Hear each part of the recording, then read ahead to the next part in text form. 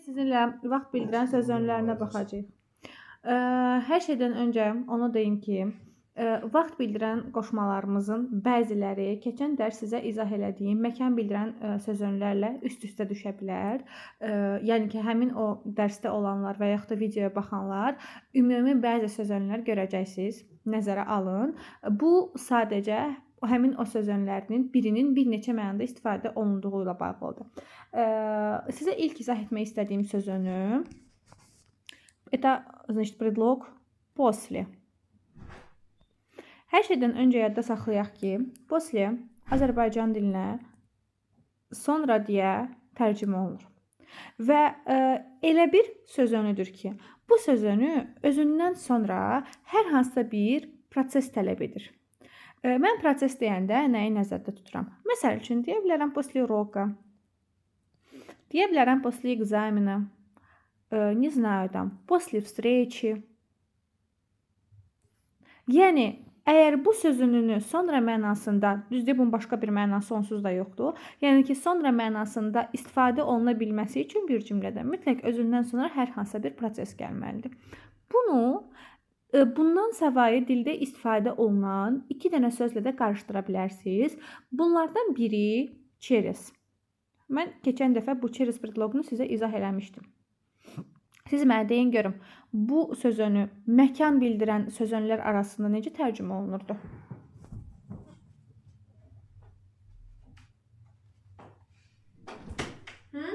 Nəysə Üzərində, üstündə. Bəli, üzərindən və yaxud da üstündən deyə tərcümə olunurdu. Yadda saxlayın, bir mənası da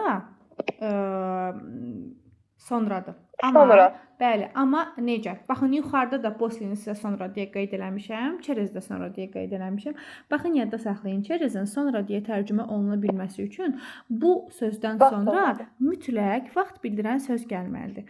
Mən vaxt bildirən söz dediyim zaman nəyi nəzərdə tuturam? Başlayıram ümumi saniyədən, bitməlidir, məsəl üçün əsrlə. Tutalım, deyirəm ki, через 3 dня. Baxın, 3 gün sonra. Və yaxud da deyirəm ki, через 2 sekunды. 2 dəqiqə sonra. Yəni, bu через-in vaxt, daha doğrusu sonra deyə tərcümə oluna bilməsi üçün mütləq ondan sonra vaxt bildirən söz gəlməlidir. Yəni ki, Azərbaycanca tərcüməsi də elə odur. Keçəndən sonra, nə qədərsə vaxt keçəndən sonra, neçəsə dəqiqə keçəndən sonra, neçəsə həftə keçəndən sonra Azərbaycancaya iminə, necə deyim, sonra deyə tərcümə olunması sadəcə bu halda mümkündür. Yəni, özündən sonra vaxt gələn söz tələb edir. Bir də, xanımlar və bəylər, bu sözünlər siyahısına daxil olmasa da, sonra olaraq rus dilində bir də потом sözü var. Потом. Bu isə nitq hissəsi olaraq zərfdir. Və bu özündən sonra heç nə tələb eləmir. Yəni ki, ayrı bir nitq hissəsi olaraq istifadə olunur. Məsəl üçün, eyni cümlədə hər üç sözü istifadə edib arasındakı fərqi izah eləməyə çalışacağım sizə. Məsəl üçün, deyirəm ki, мой брат приедет домой после экзамена. Mənim qardaşım evə imtahandan sonra gələcək. Biraz konkretləşdirdim ki, imtahandan sonra. Deyirəm ki, мой брат приедет домой через 3 часа. Mənim qardaşım evə 3 saat sonra gələcək. Baxın, bu 3 saat sonra aramızda olan ən dəqiq sonradır. Yəni, mən bilirəm ki, 3 saat sonra mənim qardaşım evə gələcək. Və bir də deyirəm ki, мой брат приедет потом. Mənim qardaşım sonra gələcək. Aydın deyil söhbət hansı sonradan gedir. 3 gün sonradan gedir, 5 gün sonradan gedir, 10 saniyə sonradan gedir və s. Bunlar arasındakı fərq hamıya aydındır. Люди добрые. Все понятно. Ümid edirəm ki, problem yoxdur. Daha sonra ikinci sözünü olaraq sizə izah etmək istəyirəm. Значит, предлог до. Hansı ki, Azərbaycan dilinə həmin bu dək şəkilçisini dək və yaxud da qədər, baxın dək, deyirsə, məsəl üçün, görüşənə dək, bu şəkilçini, qədər və yaxud da əvvəl deyə tərcümə olunur. Məsəl üçün, çox məşhur olan bir birləşməni deyim sizə. До свидания. Necə tərcümə olunur svidaniya? Görüşənədək. Bax burada do Azərbaycan dilinə dək deyə tərcümə olunur. Svidaniya görüş deməkdir. Svidaniya görüşənədək. Məsəl üçün mən əgər desəm sizə do uroka, tərcüməsi dərsə qədər və yaxud da dərsdən əvvəl. İkisindən biri deyə tərcümə olunacaq artıq kontekstə görə. Üçüncü bir nüans da yadda saxlamalısınız. Bu do bəzi hallarda hərəkət feilləri ilə istifadə olunur. Məsəl üçün доехать, дойти, не знаю, там, доплыть. Görürsünüz? Не знаю, там, что еще может быть? Yəni hər hansısa bir hərəkət feili ilə, məsəl üçün baxın, ехать, burada korень bir hərfdən ibarətdir. От слова плыть, üzmək.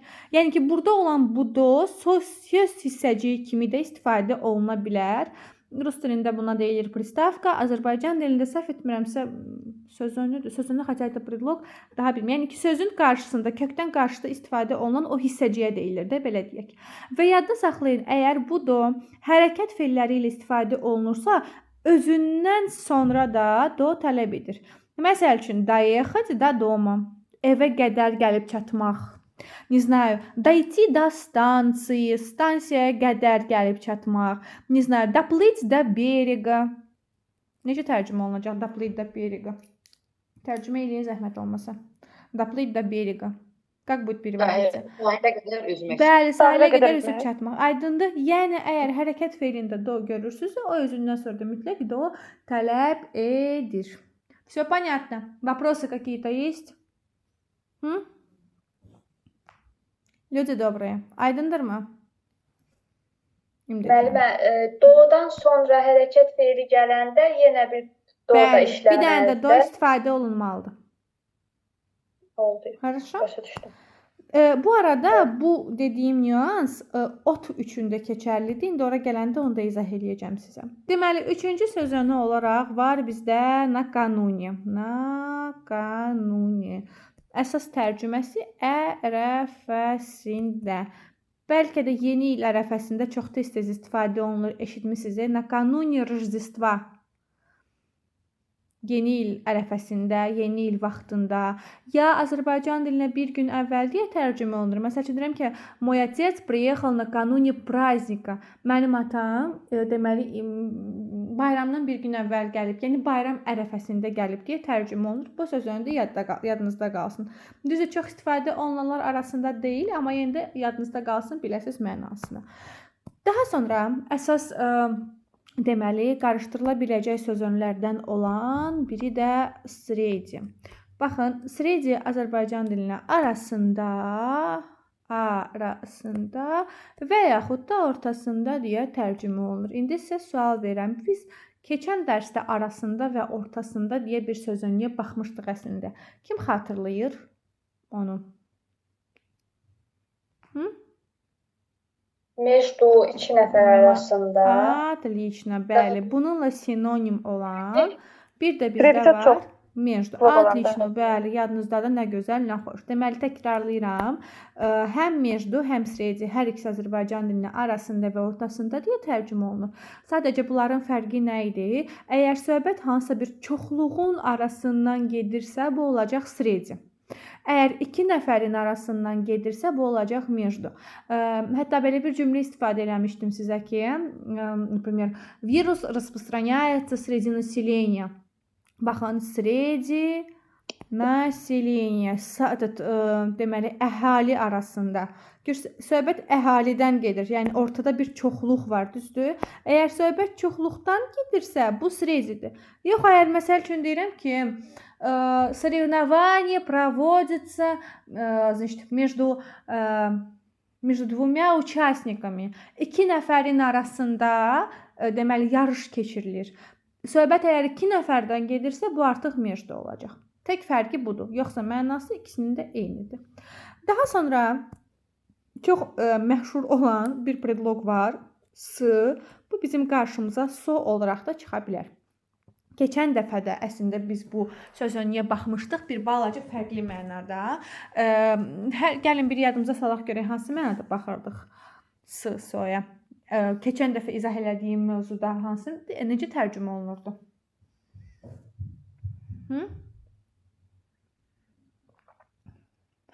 например, sostala. Dan dən də müəllim, dan Bəli, dən üzərində. bunun əslində O da. əsas tərcüməsi Azərbaycan dilinə dan dəndir. Bir də biz bunu na sözünün antonimi olaraq istifadə edirdik. O zaman da üzərindən deyə tərcümə olunurdu. Məsəl üçün belə bir cümlə desəm əgər sizə я взяла ручку со стола. Necə tərcümə edəcəksiniz со stola? Stolun üstündən, Bəli, üzərindən. stolun üzərindən. Düzdür? Deməli, bir əsas tərcüməsi dandəndir. Daha konkretləşdirsək, na sözünün antonimi olaraq da istifadə olunur. Əslində vaxt mənası da tərcüməsi dandan ola bilər. Baxın, onu da elə qeyd eləyəcəm, dandan. Amma bir balaca fərqlidir. Baxın, məsəl üçün belə bir cümlə istifadə edirəm sizə ki, Мой брат изучает русский язык с детства. Tərcümə edin с детства. Uşaqlıqdan. Uşaqlıqda. Bəli. Или знаю, например, с 2 лет. 2 2 yaşdan. yaşından. Yəni ki, həmin o başlama vaxtını bildirir.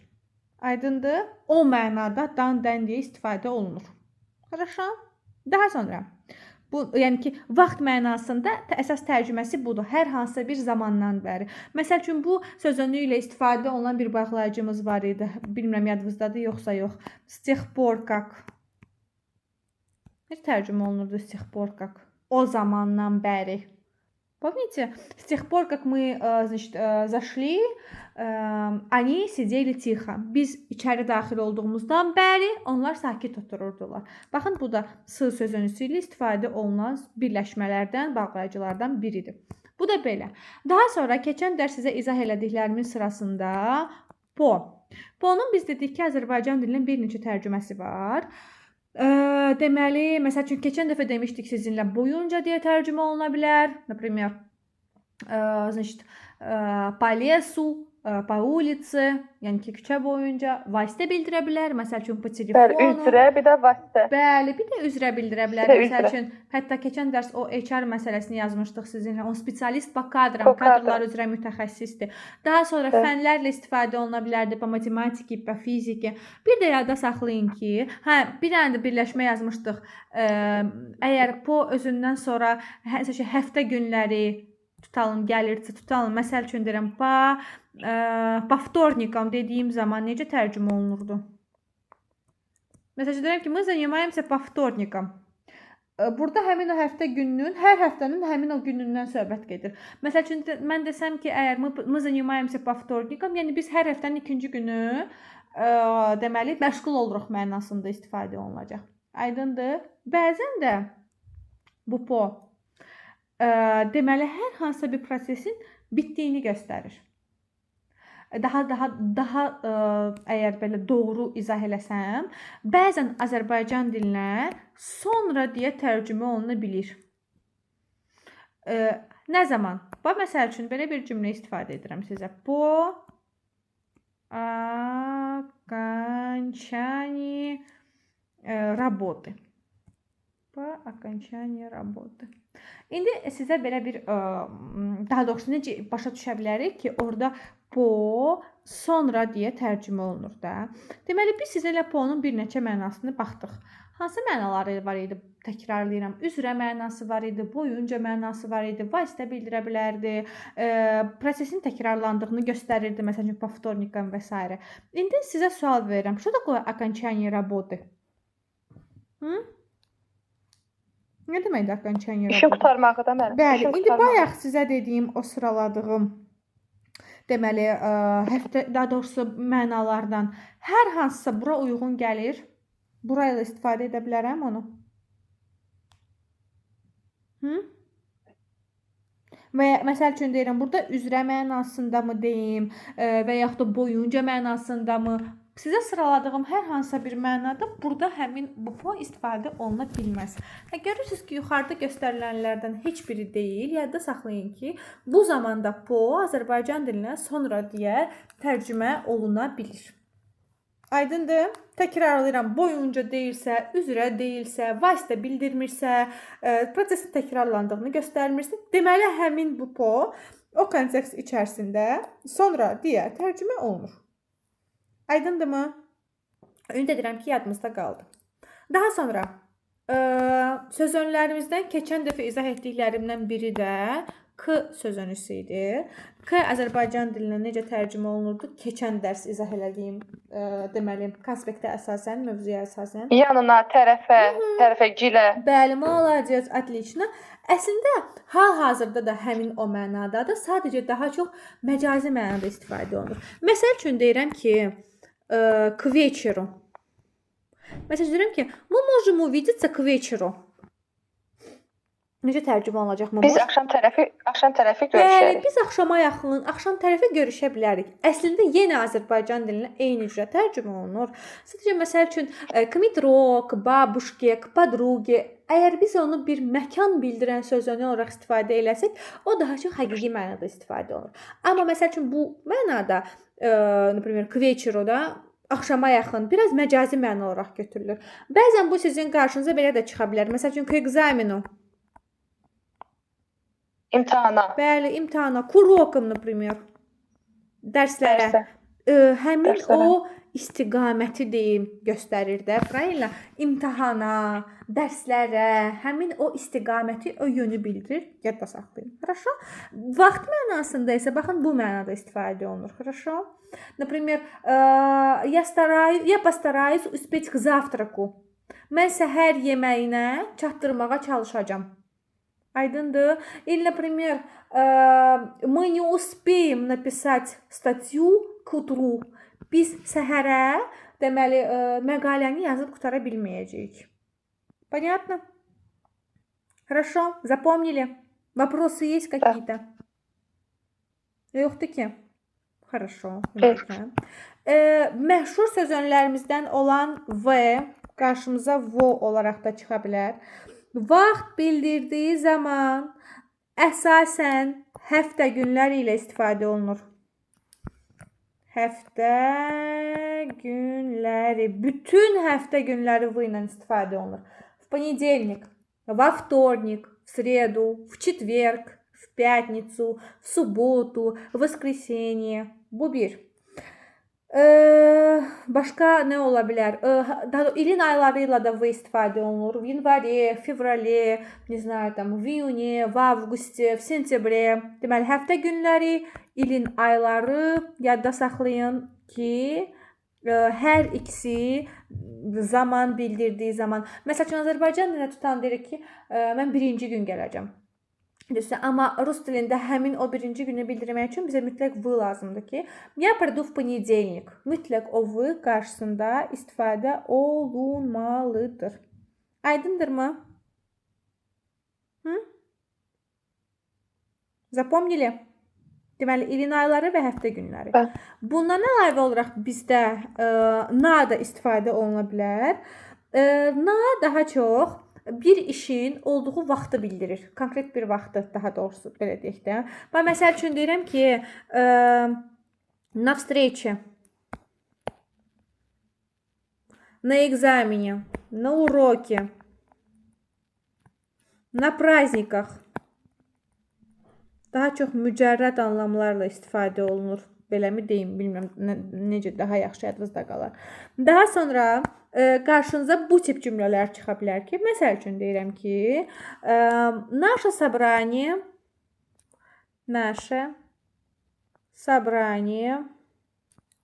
перенесли на субботу. Tərcümə etməyə çalışın. Наше собрание перенесли на субботу. Bizim görüşümüz deyib şənbə gününə keçirildi. Bəli, bizim görüşümüzü şənbə gününə keçirdiblər. Baxın, əgər məsəl üçün mən desəm ki, bizim görüşümüz şənbə günü olacaq, vaxtı bildirirəm də, deyirəm ki, наше собрание будет в субботу. Amma əgər şənbə gününə keçirilirsə, bu bilirsiniz nədir? Baxın, o sonluq var, AE sonluğu.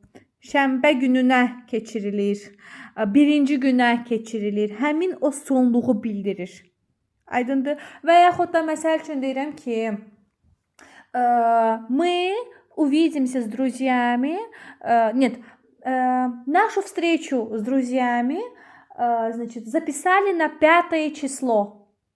Dostlarımızla olan görüşü ayın 5-nə yazıblar. Baxın, o A, Ə sonluğunu na bildirəcək. Bayaq yuxarıda sizə qeyd elədim ki, normalda həftə günləri ilə biz V istifadə edirik. Həmin o cümlə, məsəl üçün demiş olsaydım ki, mən 6-cı gün görüşəcəm, o yenə V olacaq idi. Amma 6-cı günə keçirilib, görürsüz, yenə bu sonluqlar var. O zaman artıq na istifadə olunacaq. Aydındırmı? Müəllimə, Da. bəs deyilsə ki, 6-cı günlər iclasımız olur, yəni hər Bu 6-cı subota. gün. Onda po olacaq. Bəli, o bu olacaq, bəli. Çox düzgün vurğuladınız. Hər məsəl üçün tutalım ki, deyirəm ki, hər həftənin 6-cı günü bizim sizinlə iclasımız olacaq. Məsələn, hər həftənin 6-cı günü bizim dərsimiz olacaq. Deyirəm ki, по субботам у нас будет урок. Yəni ki, mən söhbət edirəm qarşımıza gələn 6-cı günlərdən, hər həftənin 6-cı günündən. Aydındır? Понятно? Xanımlar, bəylər, aydındır sizə? Bəli, müəllimə, Aha, aydın. все хорошо. Növbəti sözünümüzə gəlirəm. Za. Sözünüsü. Keçən dəfə hansı mənada istifadə eləmişdik bunu? Məsəl üçün, za stolom necə tərcümə olunurdu? Arxasından, stolun arxasından. Yaxşı, məsəl üçün desəm za stol. Baxın, za stolom stolun arxasındadır. Bəs za stol, мы сели за стол. Stol arxasına oturdu. Bəli, birinci halda где sualına cavab verir, где за столом, правильно? İkinci halda isə куда, hara sualına cavab verir, куда за стол. İndi məsələn, daha doğrusu bu zayla qarışdırıla biləcəyimiz bir məsələ var, onu yadda saxlamalısınız. Birinci olaraq necə istifadə olunur, onu deyim. Məsəl üçün deyirəm, za обедом. Söhbət nahar vaxtından gedir. За ужином. Axşam yeməyi zamanı. Məsələn, deyirəm ki, за ужином мы обсуждали очень важную работу. Axşam yeməyi zamanı biz çox vacib bir məsələni müzakirə edirdik. Bir bu mənada istifadə oluna bilər. Daha sonra belə bir şey yadda saxlayın. Əgər zadan sonra konkret bir vaxt görürsünüzsə, yazıram konkret vaxt. Məsəl üçün, konkret vaxt deyəndə mən nəyi nəzərdə tuturam?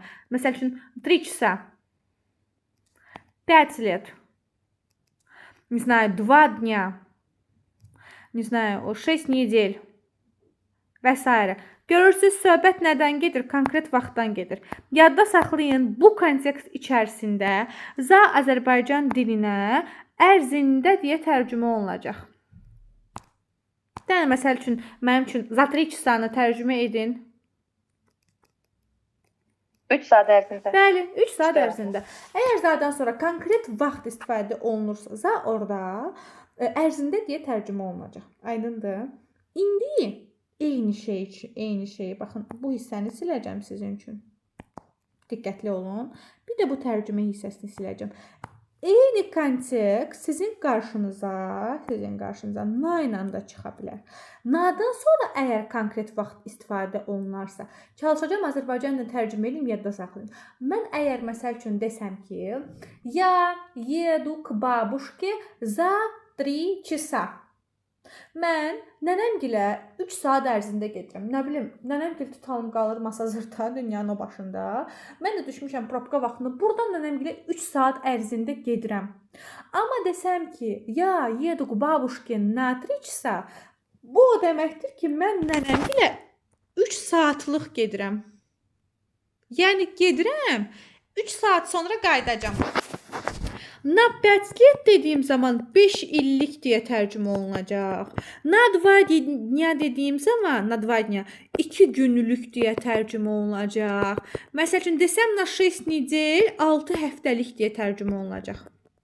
Aydındır bu kontekst içərisində na, bir də za'nın fərqi. Za burada necə tərcümə olundu ərzində, na'nın tərcüməsi də göz qabağındadır.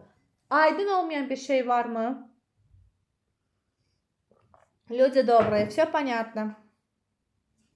Aydındır. Bunu xahiş edirəm özünüzdə qeyd edin və mütləq yadınızda qalsın. Çünki bu ola bilərmi? Ola bilər. Хорошо.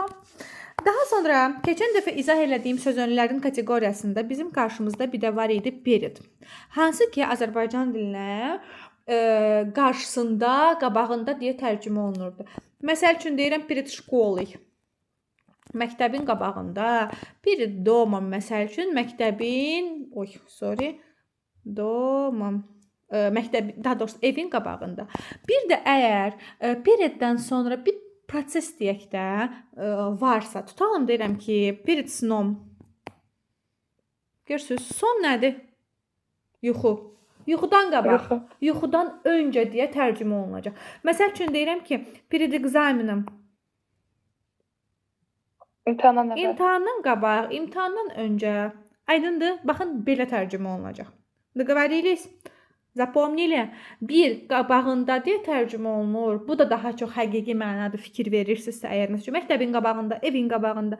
Yox, əgər söhbət hər hansı bir prosesdən gedirsə, o zaman period snom, period examendən və s. Yəni ki, nə var burada? Bir proses var və o prosesdən öncəni qabağı göstərir. Mejdonu sizə izah eləmişəm. Ona görə də düşünürəm ki, vaxt bildirən qoşmalar, daha doğrusu sözənlər arasında izah etmədiyim heç biri qalmayıb. Orada bizim bir neçə predloqlarımız qalıb. İndi ikinci konferansiyada da sizə onu izah eləyəcəm. İlk olaraq başlamaq istəyirəm sizin üçün pri sözünüsündən. Hansı ki, Azərbaycan dilinə bir neçə cürə tərcümə olunur. Birinci və əsas tərcüməsi Azərbaycan dilinə vaxtında deyə tərcümə olunur. Vaxtında, hansısa bir prosesin zamanında. Məsəl üçün deyirəm ki, при советской власти. При sovetской власти. Bir dənə bunu tərcümə etməyə çalışın. Bu yuxarıda qeyd elədiyim tərcüməyə əsasən. При советской власти. Necə tərcümə olunacaq?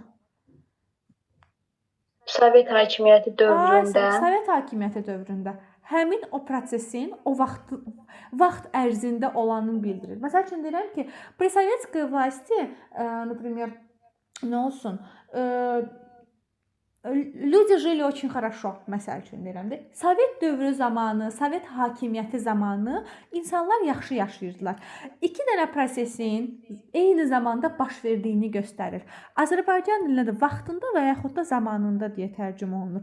Bununla bağlı bir məsələ də var, onu da deyim. O gün gördüm ki, ayənin tələbələrim bu məsələdə biraz çaşırlar. Yazıram, sizin də yadınızda qalsın. Vaxtında, zamanında deyə iki dənə belə sözümüz var, во время.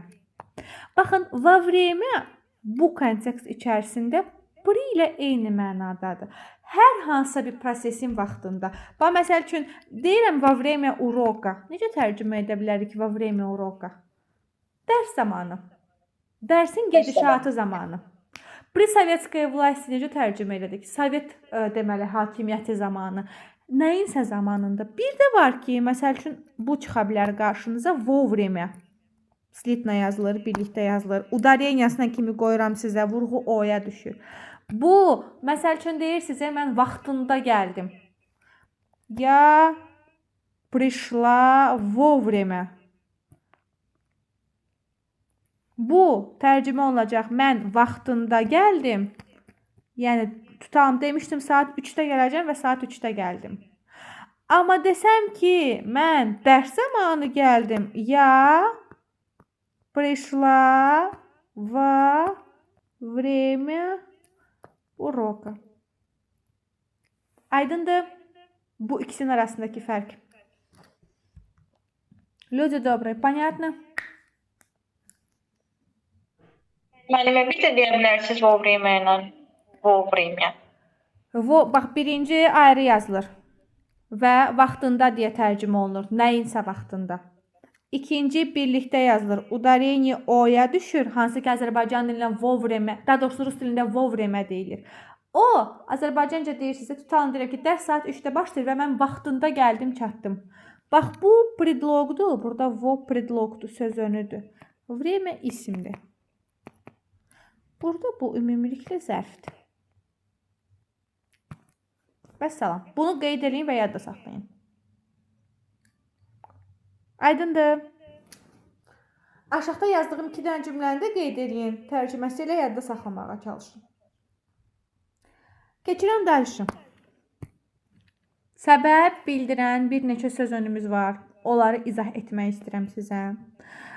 Birinci və əsas səbəb bildirən söz önlərimizdən biri izzadır. Mən sizə məkan bildirən sözünləri izah eləyəndə də bu mənim qarşıma çıxmışdı. Və o zaman mən demişdim ki, əgər izzadan sonra məkan bildirənlə hər hansı bir yer görürsünüzsə, məsəl üçün deyirəm izza uqla. Bu izin dan mənasını, zanın arxasında mənasını birləşdirib Azərbaycan dilinə arxasından deyə tərcümə olunur. Təkrarlayıram. İzindən mənasını, zanın arxasında mənasını birləşdiririk və arxasından deyə tərcümə olunur. Məsəl üçün burada başqa da deyim, tutanıram ki, из-за облаков.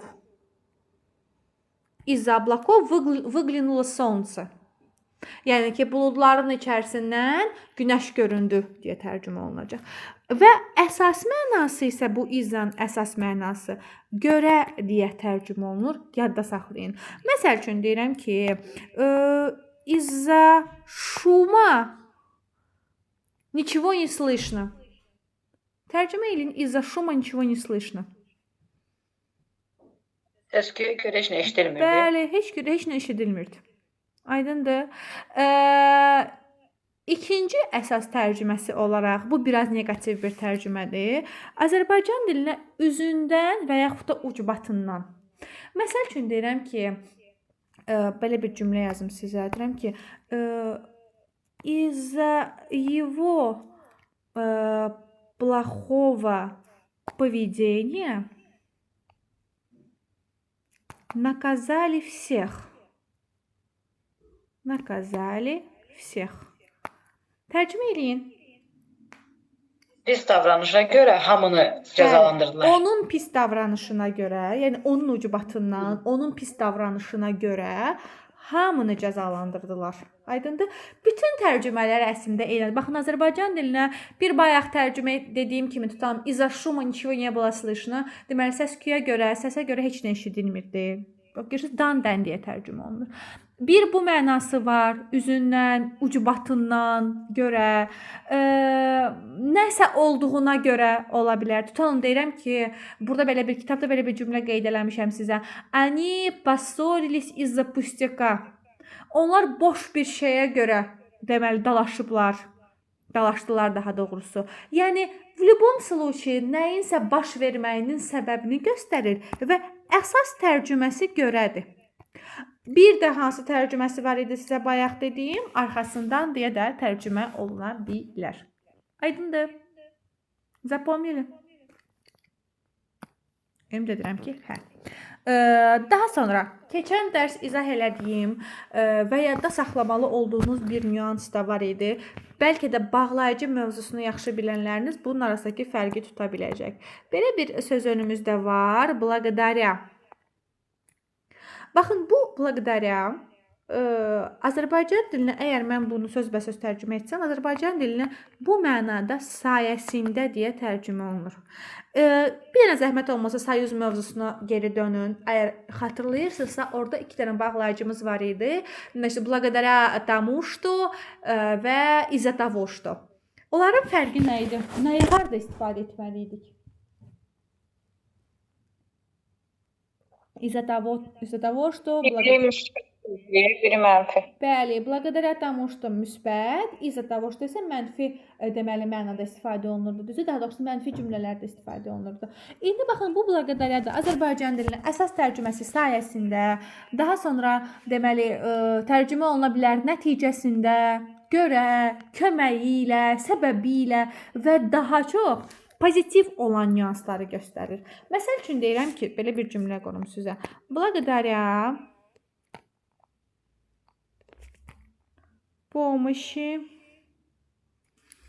моей сестры он закончил университет. Tərcümə edin, zəhmət olmaz. Переведите, пожалуйста. Bacımın köməyi ilə deyir. Bəli, bacımın köməyi sayəsində. Bəli, bacımın köməyi ilə. O universiteti qurtardı. Bəli, o universiteti bitirdi.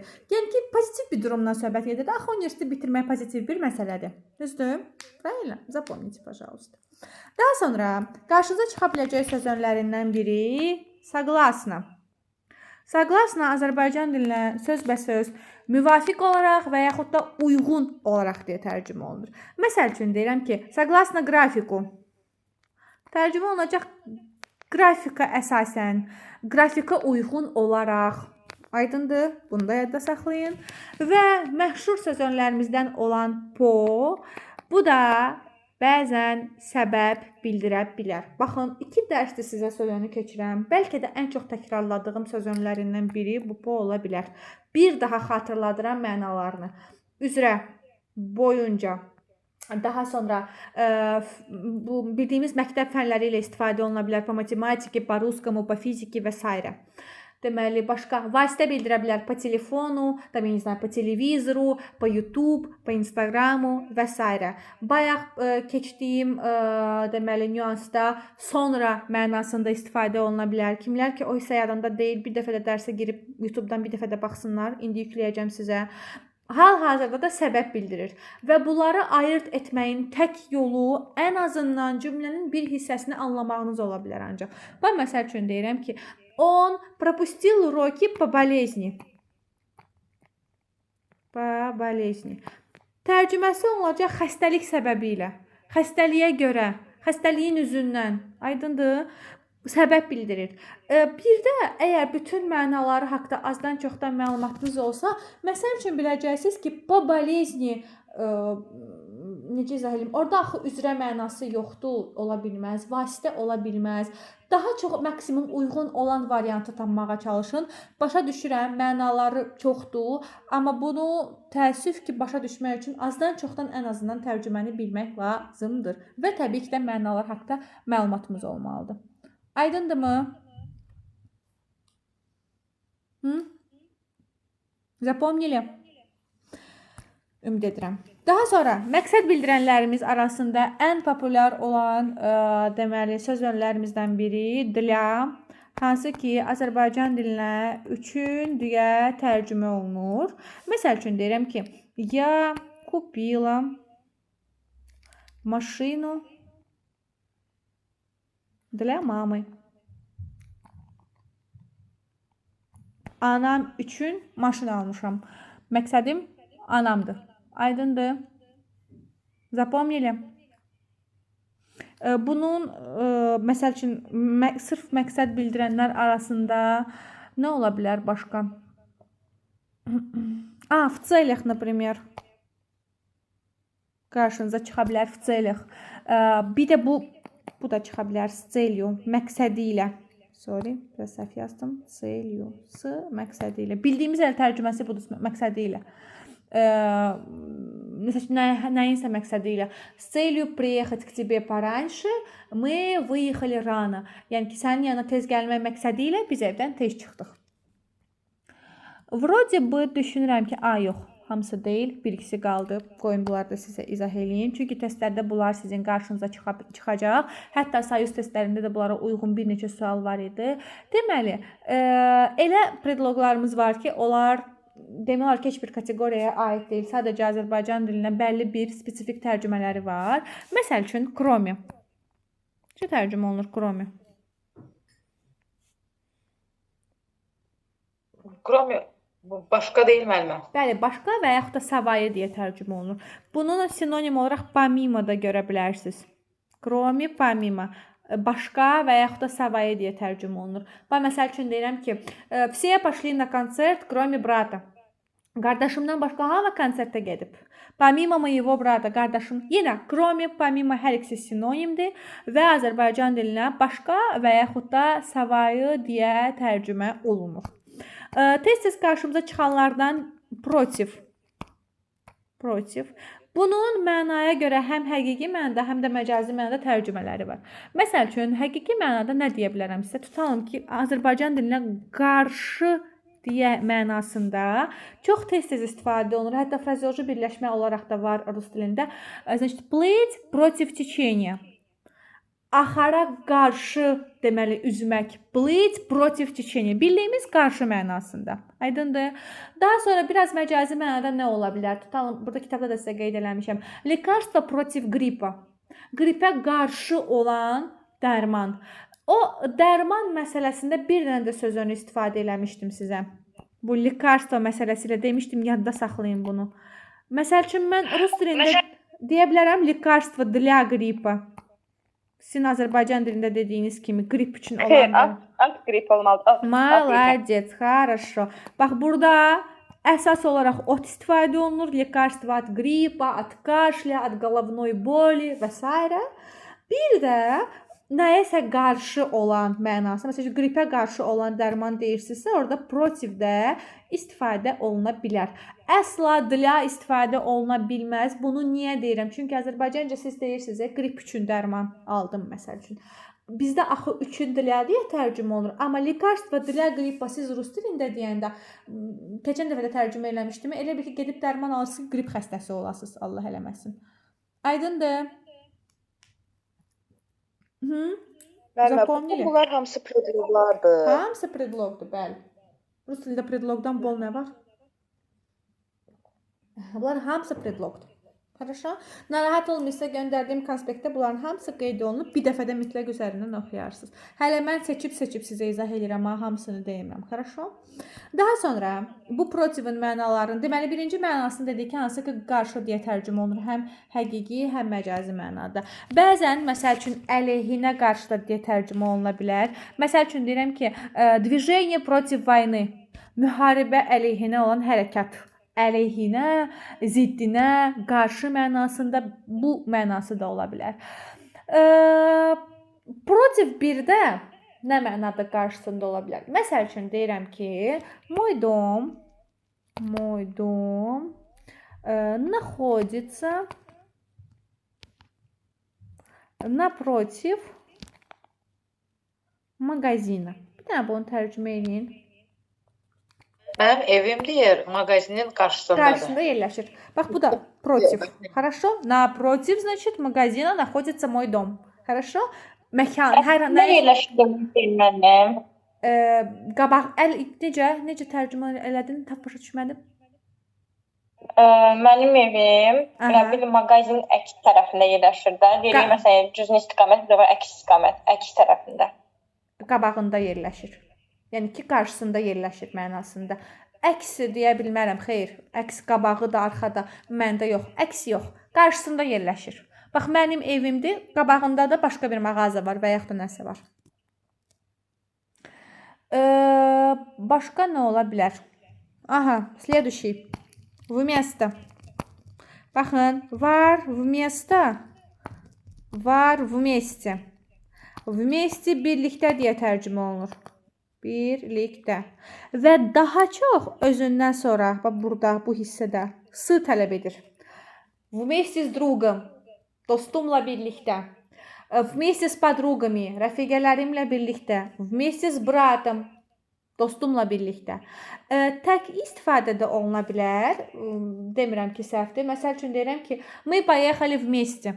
Biz birlikdə getdik. Kiminləsə birlikdə mənasında özündən sonra s tələb eləyir.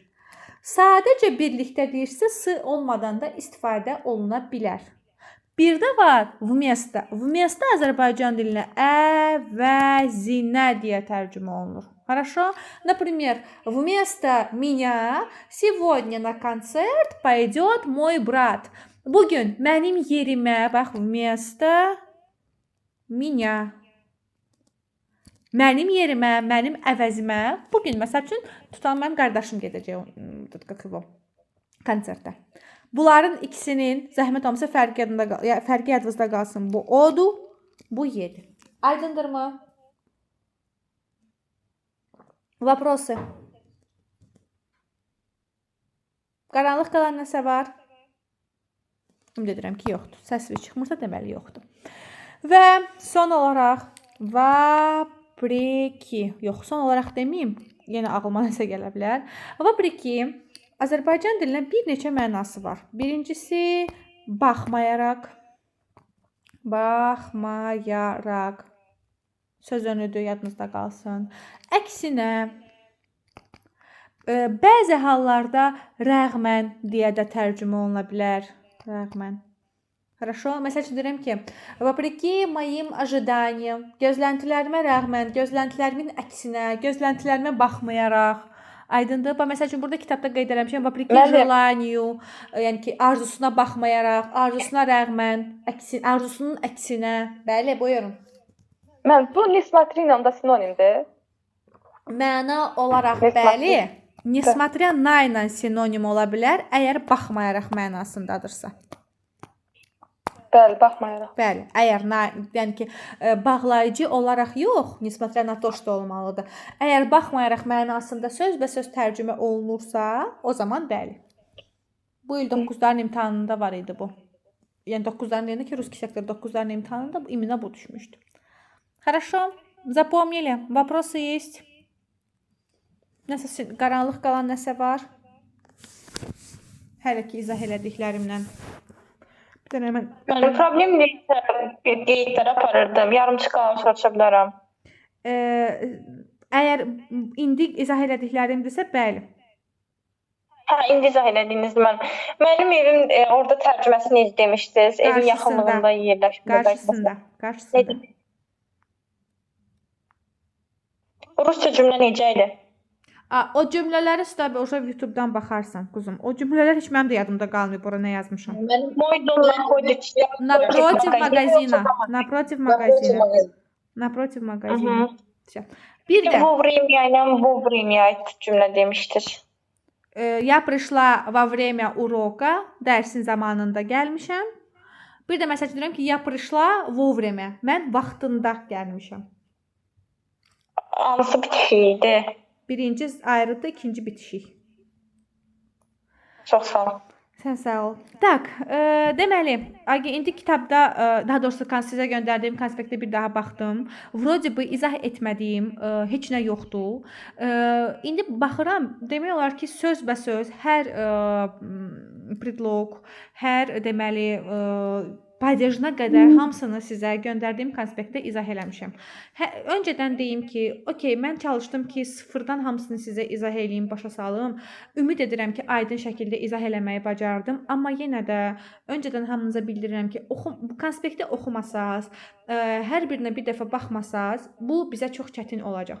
Fikir verirsə, mən 2 dərsdə dayanmadan bu mövzunu izah eləyirəm və hələ də elə predloglar var ki, onların belə spesifik bəzi mənalarına gəlib çata bilməmişik. Onların da hamısını sizə göndərdiyim konspektdə yazmışam. Ümid edirəm ki, aydın şəkildə qeyd etmişəm hər birini. Bu dərsi, bu mövzunu burada hələ ki sonlandırıram. Sabah axşama qədər də sizə vaxt verirəm ki, orada qeyd elədiyim konspekti yazasınız və öyrənəsiniz. Gələn dərs, yəni ki, sabah mətnlərdən öncə mən həm sizə sual-cavab eləyəcəm, həm də sizin suallarınızı cavablandıracağam həmin bu mövzu ilə bağlı.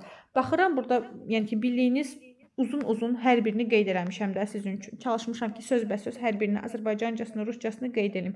Hamı zəhmət olmasa çıxartdırır, oxuyur.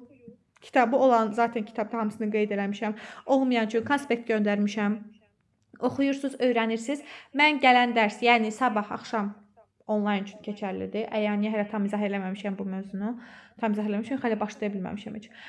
Deməli, sizdən soruşacağam və sizin suallarınızı cavablandıracağam. Bura qədər hər şey aydındırmı? Özür istəyirəm. Bəli. Zəhmət olmasa həmin konspekti yönəldə bilərsinizmi qrupa yenidən?